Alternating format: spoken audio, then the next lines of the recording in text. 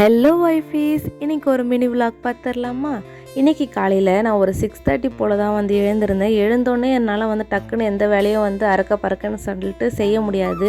அதனாலே காலையில் கொஞ்ச நேரம் நியூஸ் பார்க்கலான்னு சொல்லிட்டு டிவியை போட்டுட்டு தலைவாரம் உக்காந்துட்டேன். இருக்கிற 4 முடியுமே சீடி சிங்கா வச்சு வாரிட்டுருப்பேன். அந்த 4 முடியாச்சும் காப்பாற்றிக்கணும் இல்லையா?